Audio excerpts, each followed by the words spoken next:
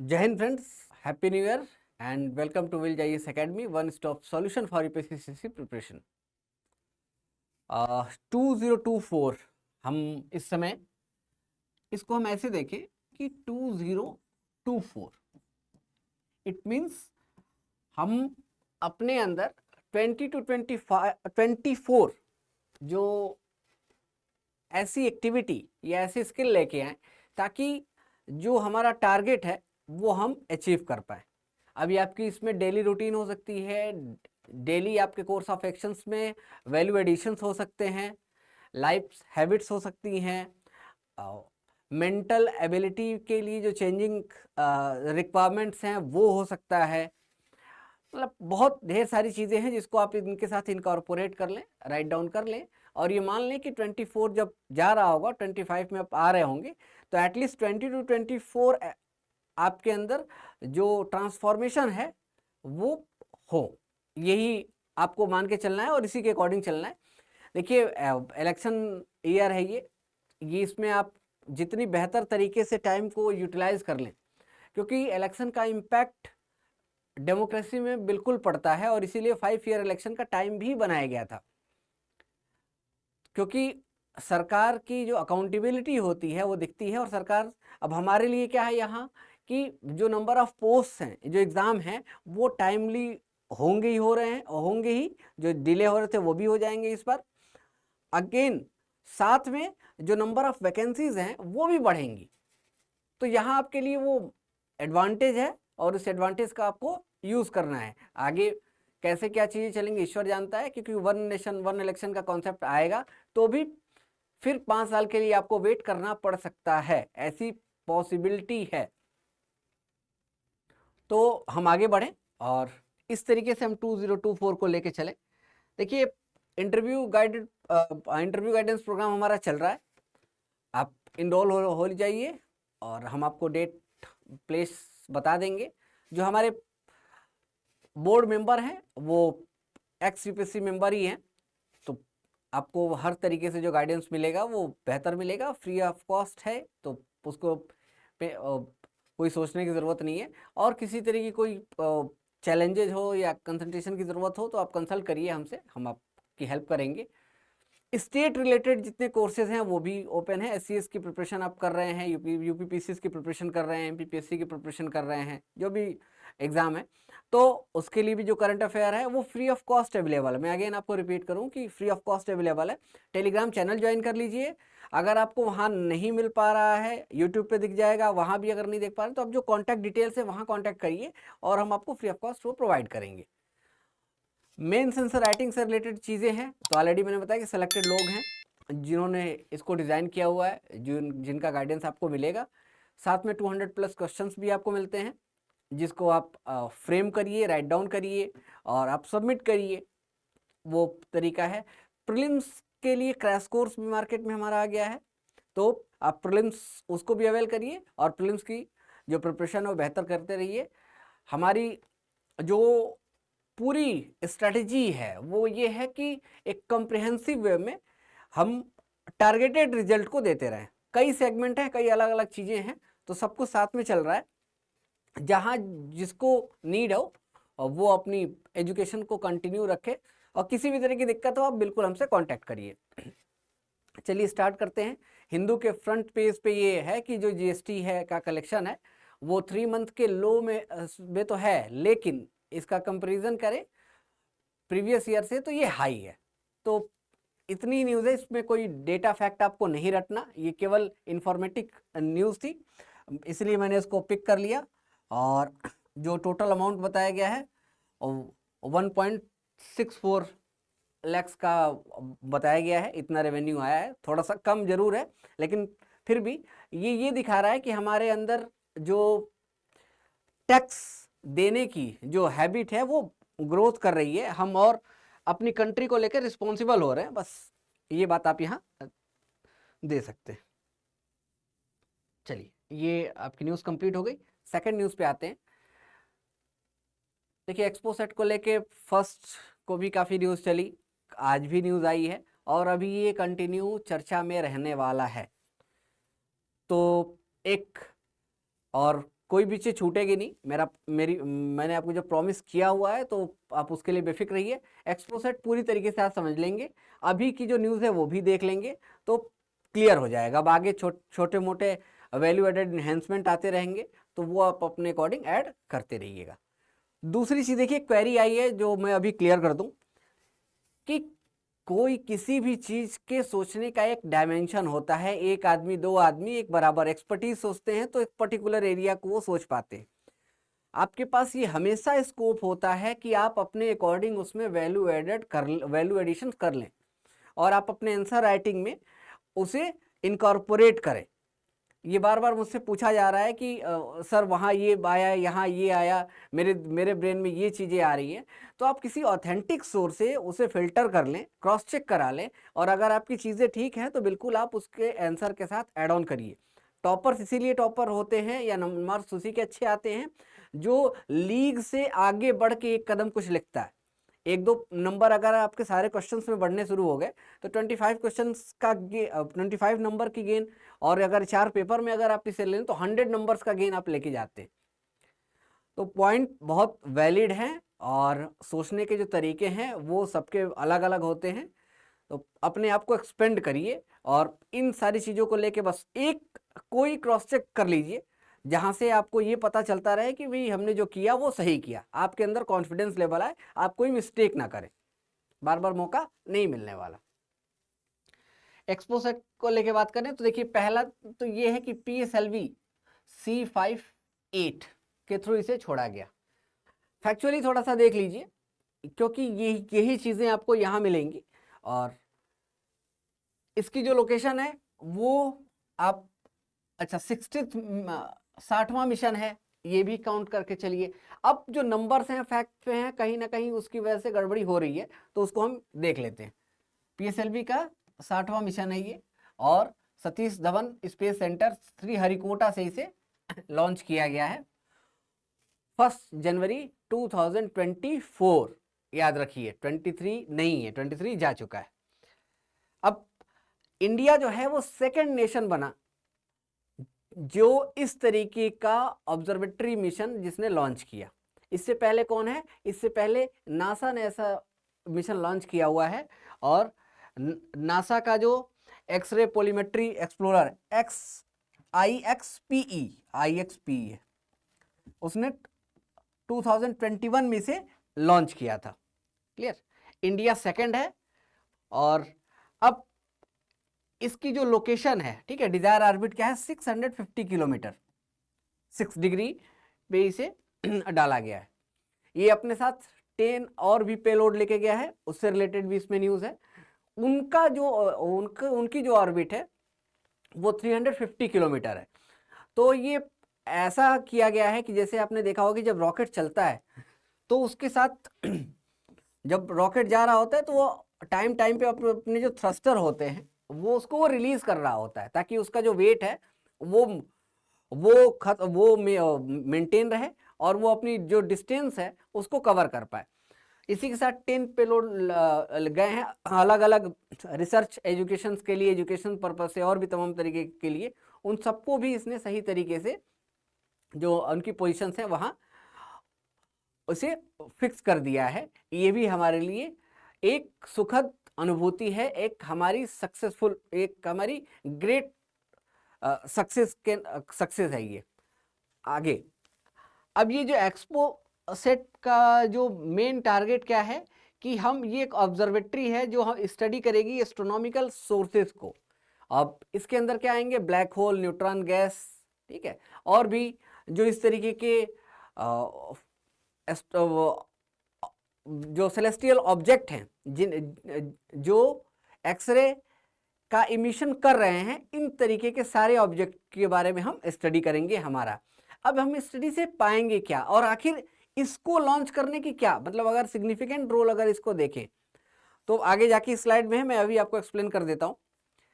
देखिए होता ये था कि जैसे एक्सरे जहां कहीं से चली और बीच में कोई मैग्नेटिक फील्ड मिली तो उससे वो डाइवर्ट हो गई, तो हमारे पास उसे रीड करने के दो ही तरीके थे।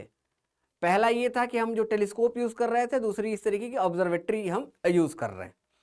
अब ये जो ऑब्जर्वेटरी है ये कंपैरेटिवली टेलीस्कोप से काफ़ी बेहतर हैं, ठीक है। इनके अंदर इनका जो मैकेनिज्म है वो काफ़ी बेहतर है, तो हम उसको एग्जैक्ट रीड कर पाएँ, और जब हम रीड कर पाएंगे तो हम यूनिवर्स से रिलेटेड जो थ्योरीज हैं उनके बारे में और बेहतर समझ पाएंगे।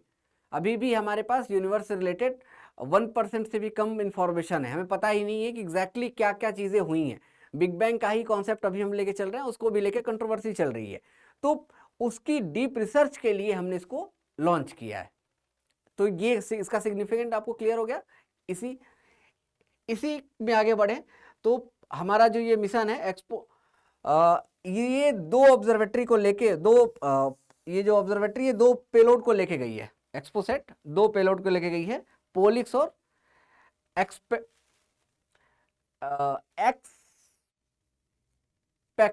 ऐसे कर सकते हैं, या XSPECT, अब जैसे चाहें वैसे प्रोनाउंसिएट कर सकते हैं, कोई इसमें। अब ये इसकी जो डेप्थ इंफॉर्मेशन है वो आपको यहाँ मिल जाएगी। 2 पेलोड हैं, 2 पेलोड के जो वर्क हैं वो अलग अलग है। ये जो पोलिक्स का वर्क क्या है, पोलिक्स को बनाया किसने, रमन रिसर्च। अच्छा, दोनों जो पेलोड हैं वो दोनों इंडिजीनियस है, मतलब भारत की ही इंस्टीट्यूट ने बनाया है। ये भी हमारे लिए एक बहुत बड़ी न्यूज़ है, बहुत अच्छी न्यूज़ है। ये रमन रिसर्च इंस्टीट्यूट ने पोलिक्स को बनाया हुआ है, और इसका जो काम है ये स्टडी करेगा कि किस एंगल पे, है ना, किस डिग्री और किस एंगल पे जो एक्सरे के सोर्स हैं वो आ रहे हैं, और ये किस रेंज पे काम करेगा। ये दुनिया का पहला ऐसे रेंज है, इससे पहले आज तक इस रेंज पे किसी ने काम नहीं किया है। 5 to 30 किलोवाट के अंडर पे काम करेगा। ये एक अपने आप में बहुत बड़ी चीज़ है, ठीक है। अब तक किसी ने इस पे काम किया ही नहीं है, तो ये हमारे लिए इंडिया। अब इसी बात को यहाँ भी देखिए ऑलरेडी मेंशन किया हुआ है कि x kilo electronic volt energy band पे काम करेगा। ये वर्ल्ड का फर्स्ट इंस्ट्रूमेंट है जो डिज़ाइन किया गया है इस मीडियम एक्सरे के ऊपर काम करने के लिए। और ये जो की कंपोनेंट है जो फिल्टर कर पाएगा लाइट के ओरिजिन को और ब्राइटर सोर्स से, कि कहाँ से वो एग्जैक्टली लाइट आ रही है, उसको आप उसका जो फिल्टर करने का जो वर्क है वो, इसका जो मेन कंप्राइजर है उसका नाम है कोलीमेटर, तो नाम आप देख सकते हैं। चलिए अब XSP सेट के बारे में देखें। इसको बनाया गया है बेसिकली जो हमारा स्पेक्ट्रोस्कोपिक जो रिजोल्यूशन है सॉफ्ट एक्सरे एनर्जी बैंड के लिए 0.8 to 15 kb पे, कि ये जो है ये कंडक्ट कर पाए हाई रिजोल्यूशन और फास्ट टाइमिंग को, मेनली ये काम करेगा। और इससे होगा क्या कि हम जो वैरायटी ऑफ सोर्सेज हैं जिन्हें हम ऑब्जर्व कर रहे हैं, जस्ट लाइक कि एक्सरे पल्सर है, ब्लैक होल है ना, लो मैग्नेटिक फील्ड न्यूट्रॉन स्टार्स हैं, एक्टिव गैलेक्टिक न्यूक्लिक हैं जिसको AGNS भी बोला जाता है। इन सब के बारे में हम, इन सोर्सेज के बारे में एग्जैक्ट और एक्यूरेट आइडिया लगा पाएँ वो, तो उसके लिए ये काम करेगा। तो आपको समझ में आया कि दोनों मिलके काम करेंगे, किस तरीके से दोनों के यूज़ हैं। और इससे अब वही बात इसमें बताई गई है, इस पूरी स्लाइड में यही बात हुई है कि जो इम्पोर्टेंट है, ये जो मिशन है ये क्यों इम्पोर्टेंट हो जाता है, ये क्या क्या करेगा और किस तरीके से चीज़ें हैं, वो सारी चीज़ें मैंने आपको ऑलरेडी बता दी। PDF आपको मिल जाएगी, पढ़ लीजिएगा। थोड़ी बहुत सेल्फ की मेहनत भी आगे लेके जाती है। अगली जो न्यूज़ है वो ये है कि इंडिया ने एक्सचेंज किया है लिस्ट पाकिस्तान के साथ अपने न्यूक्लियर जो इंस्टॉलेशन है, कि वो लिस्ट ये हर साल न्यू ईयर के समय इंडिया एक्सचेंज करता है। और ये इस चीज़ की शुरुआत कब से हुई थी, जनवरी 1992 से। और ये जो एग्रीमेंट है ये साइन किया गया था 31 दिसंबर 1988, लेकिन ये फोर्स में कब आया, 27 जनवरी 1991 से ये आया, और इसे 1992 से इसे यूज़ किया गया। और 33 ये कंसेक्यूटिव एक्सचेंज है 33, याद रखिएगा। अब इसमें हम करते क्या हैं कि ये डिप्लोमेटिक चैनल के थ्रू दिल्ली और इस्लामाबाद अपनी डिटेल्स को जहां न्यूक्लियर लिस्ट जो है, न्यूक्लियर इंस्टॉलेशन है, उसकी जो लिस्ट है वो हम एक्सचेंज करते। छोटा सा सवाल और सोचने के लिए मजबूर करने वाला सवाल कि क्या इन चीज़ों को अगर हम अपने न्यूक्लियर लोकेशंस को हम शेयर कर रहे हैं तो कल के डेट में तो वॉर बहुत आसान हो जाएगा, सीधे वहीं हिट किया जाएगा और उसके बाद हमारी जो न्यूक्लियर कैपेबिलिटी है वो डिस्ट्रॉय हो जाएगी, मिनिमाइज हो जाएगी। ऐसा हो सकता है? इसका आंसर है नो। क्यों? इसलिए नो कि ये हमने बता दिया कि भाई न्यूक्लियर इंस्टॉलेशन यहाँ है, लेकिन हमने ये नहीं बताया कि वेपन्स जो हैं, अब वेपन्स तो जहाँ जहाँ लगाने होंगे वो लगे होंगे, अगर मिसाइल्स पे लगे होंगे मिसाइल्स पे लगे होंगे, अगर वॉरहेड के साथ जहाँ जहाँ अटैच होगा वो रहेगा। इसके साथ जो हमारी सेकंड काउंटर अटैक की जो स्ट्रेंथ है, मीन्स जो न्यूक्लियर सबमरीन का कॉन्सेप्ट है, वो तो हमने इसमें शेयर भी नहीं करा। क्लियर? तो एक डिप्लोमेटिक रिलेशंस को रखने की बात होती है, क्योंकि शुरू से चला आ रहा है तो तब से ये चीज़ें चल रही है। अब देखिए ये भी इसमें बात कही है कि इस समय सिचुएशन काफ़ी ख़राब है क्रॉस बॉर्डर टेररिज्म को लेके, कश्मीर इशू को लेके। दोनों इंडिया और पाक के बीच में टसल काफ़ी ज़्यादा है, मतलब कॉन्फ्रंटेशन बहुत ज़्यादा बढ़ी हुई है, बट फिर भी हमने अपने डिप्लोमेटिक एक्टिविटीज़ को कंटिन्यू रखा हुआ है, दोनों देश इसको लेके आगे बढ़े हुए। अगली न्यूज़ की भाई इंडिया कोरिया, साउथ कोरिया के बारे में बात की जा रही है कि अपने डिफेंस कोऑपरेशन को और बेहतर करें और इससे उनका जो फ्यूचर है वो ब्राइट होगा। लेकिन इसके बीच में कुछ एक चैलेंज है जिसको लेके राइटर ने बात कही हुई है। राइटर जो है डायरेक्टर हैं peace and security study at Asia Institute in Seoul में। उसमें ये कहते हैं कि अभी थोड़ी बहुत मैं आपको बता देता हूँ, फिर उसके बाद आगे इन डिटेल इस पर चर्चा कर लेंगे। अभी जो आर्मी स्टाफ हैं, हमारे आर्मी जनरल मनोज पांडे, ये गए हुए थे साउथ कोरिया, और वहाँ से जो न्यूज़ निकल के आई कि इंडिया को डिफेंस, साउथ कोरिया के साथ डिफेंस पैक्ट को बेहतर बनाने की ज़रूरत है, क्योंकि दोनों जो कंट्री हैं वो पीस को लेके बात करते हैं। दोनों की जो नेबर्स हैं, उधर नॉर्थ कोरिया और इधर पाकिस्तान, एक अलाई है, तो इंडिया भी इस अलाइन को बना सकता है।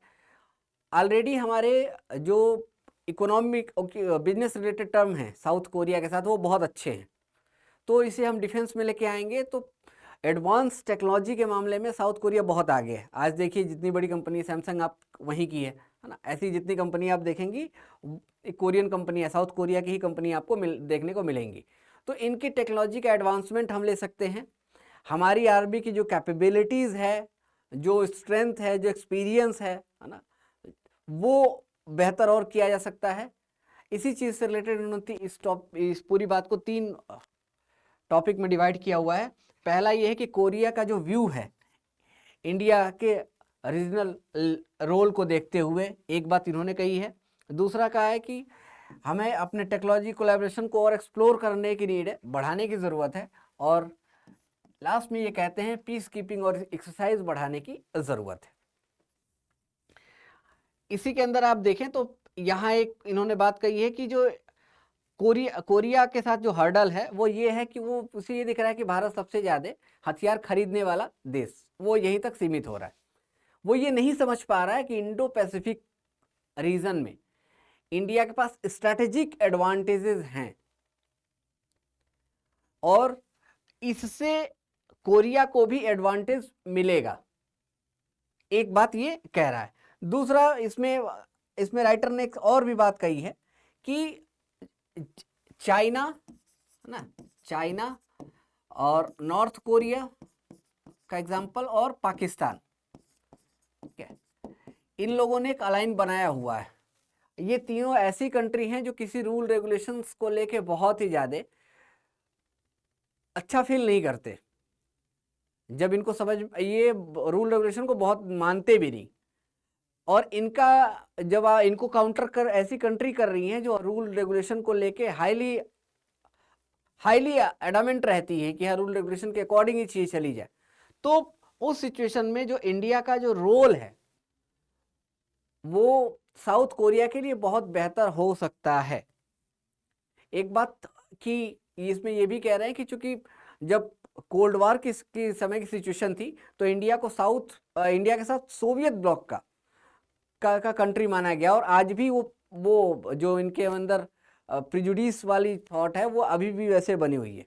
तो इस पैराडाइज को शिफ्ट करने की ज़रूरत है कि इंडिया ऐसा नहीं है, इंडिया सेल्फ डिपेंडेंट है, वो किसी ब्लॉक का हिस्सा नहीं है।